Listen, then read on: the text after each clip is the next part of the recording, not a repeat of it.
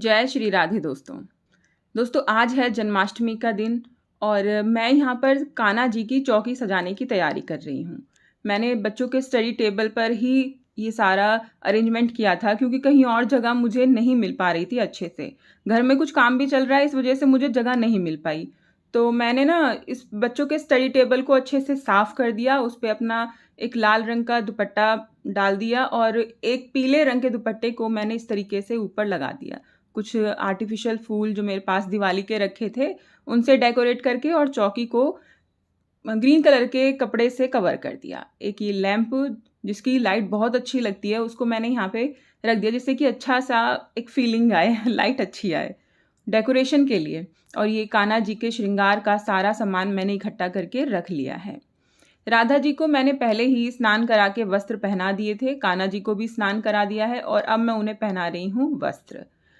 तो दोस्तों ये मैंने मॉर्निंग में तो मैं येलो कलर का पहनाऊंगी और रात में दूसरे कलर का पहनाऊंगी। मैं कान्हा जी के लिए ना नज़रिया भी लाई थी, आपके साथ शेयर किया था, वो भी कान्हा जी को मैंने पहना दी है।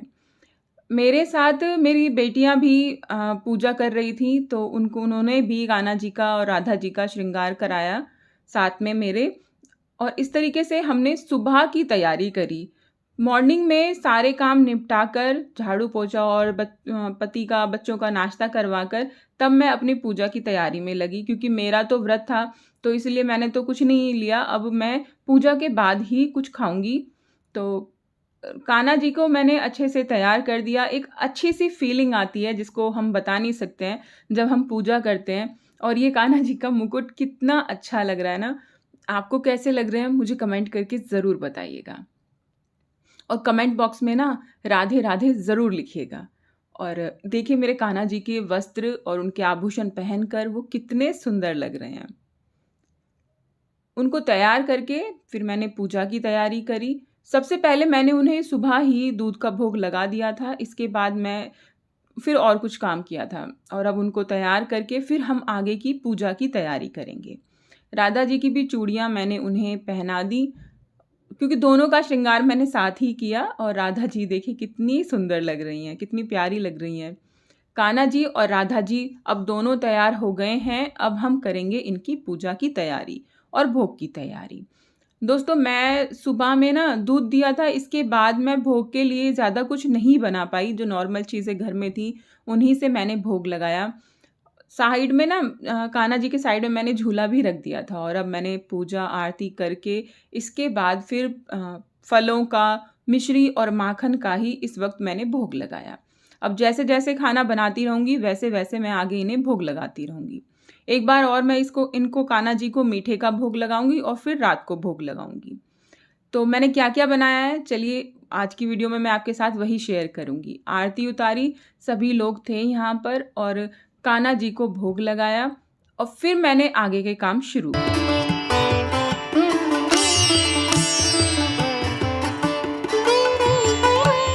दोस्तों एक अलग ही सेटिस्फैक्शन और फीलिंग होती है जिसे हम बता नहीं सकते। अब मैं आ गई किचन में मैंने घी चढ़ाकर सबसे पहले मखाने भून दिए हैं। इनको मैं निकाल लूँगी, ये जल्दी ही भुन जाते हैं, ज़्यादा समय इनमें नहीं लगता है।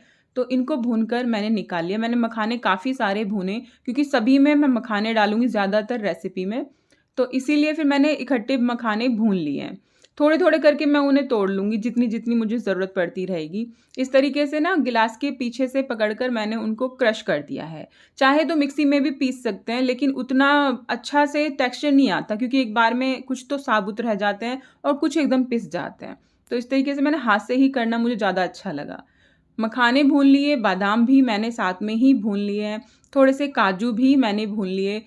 मैंने सारी चीज़ें ना इकट्ठी एक एक दो दो कटोरी भून के रख लिया है कि सारी रेसिपी में फिर मैं उन्हें यूज़ कर लूँगी। थोड़ी सी किशमिश भी मैंने भून ली। किशमिश को ध्यान रखिए कि उसको घी में डालते ही ना तुरंत ही निकाल लीजिए, वरना वो ऐसी हो जाती हैं, मोटी हो जाती हैं। और इसके बाद फिर मैं थोड़े से खरबूजे के बीज थे वो भी मैंने भून दिए हैं। इनको भी भूनने के लिए ज़्यादा टाइम नहीं लगता है, ये भी जल्दी ही भुन जाते हैं और थोड़ा ध्यान से ही ये फट भी जाते हैं। मैंने ना अब यहाँ पे खीर बनाई थी मखाने की, तो वो भी अब तैयार हो गई है। और मखाने और भी मैं इसी तरीके से क्रश कर रही हूँ क्योंकि सभी रेसिपीज़ में ज़्यादातर डलेंगी। अब मैंने कढ़ाई में 2 चम्मच घी डाला है और उसमें धनिया डाल दिया है। पिसा हुआ धनिया मैं यहाँ पर इस्तेमाल कर रही हूँ। इसको मैं अच्छे से थोड़ा-सा भून लूँगी। जब इसमें से स्मेल आने लगती है ना, बस आप समझ जाइए कि अब हमें ये बंद कर देना है।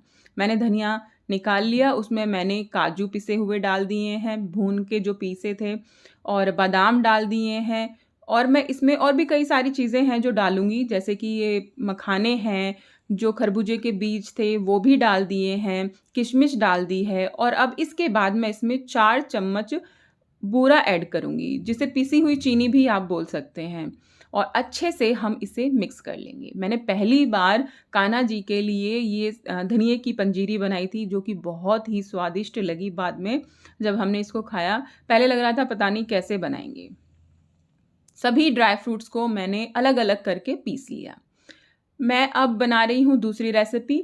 इसके लिए मैंने ये दूध ना पहले ही गाढ़ा करके रख लिया था, क्योंकि ज़्यादा फिर टाइम ना लगे, 1 दिन पहले गाढ़ा कर लिया था।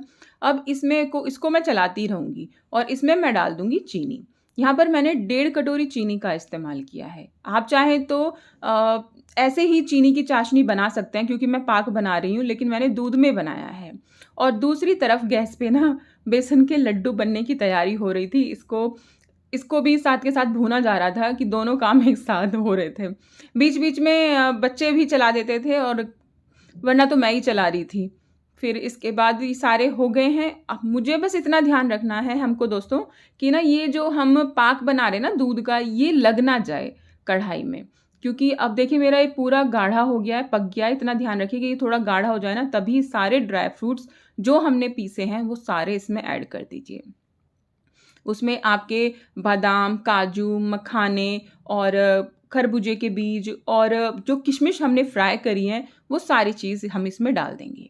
दोस्तों, इतनी सारी रेसिपी मैंने पहले कभी नहीं बनाई। मैं आज ही बना रही थी कान्हा जी के लिए, और कान्हा जी ने ही सब कुछ बनवाया। मैंने 5 रेसिपी सारी मीठी जो थी कान्हा जी के लिए बनाई, क्योंकि मेरे घर में पहले कान्हा जी नहीं थे इस घर में। अब 2 साल से कान्हा जी हैं, तो पिछली बार मैंने पाक वगैरह ही बनाया था, लेकिन इस बार मैंने 5 रेसिपी बनाई हैं। अब ये पाक जो मैंने एक प्लेट में निकाल दिया, और साथ के साथ कटोरी में पीछे घी लगाकर उससे इसको दबा दिया है, और गरम ही इसको आप कट कर दीजिए, वरना ये ठंडा होने के बाद ना आप इसे कट नहीं कर पाएंगे, टाइट हो जाता है, ये शेप अच्छी सी नहीं आ पाई। ये देखिए, ये हमारी पंजीरी बन गई है, ये बन गई है खीर, और यहाँ पर ये बन गया है पाक। जो बेसन के लड्डू हम बनाते हैं ना, इसको भूनने में काफ़ी समय लग जाता है नॉर्मल चीज़ों से, तो ये तो धीरे धीरे मीडियम फ्लेम पे मैंने गैस कर दिया था। मैं इसको भून रही थी और बाकी सारी रेसिपीज़ बना रही थी।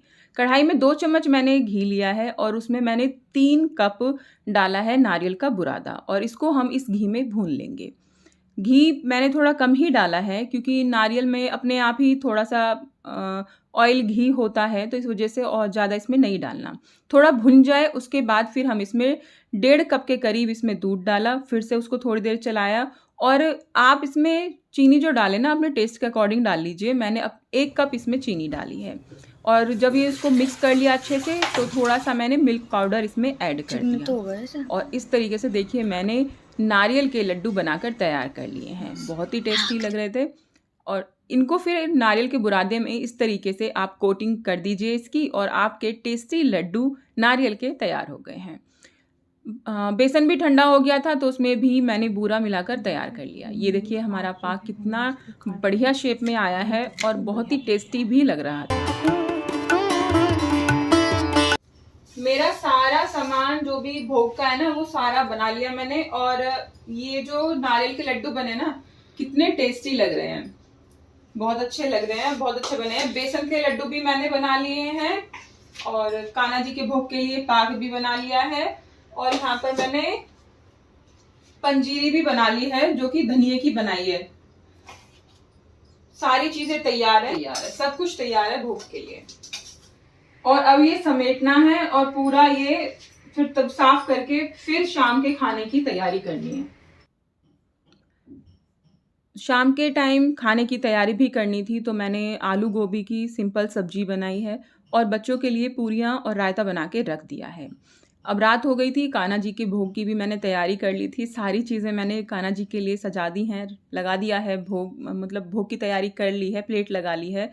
और अब रात को कान्हा जी को मैंने स्नान कराया, उनको पंचामृत से, गंगा जल से, और फिर स्नान करा के उनको नए वस्त्र मैंने पहनाए। नजरिया वगैरह जो भी थी वो पहनाई सारी, तगड़ी वगैरह, और फिर से हमने आरती की।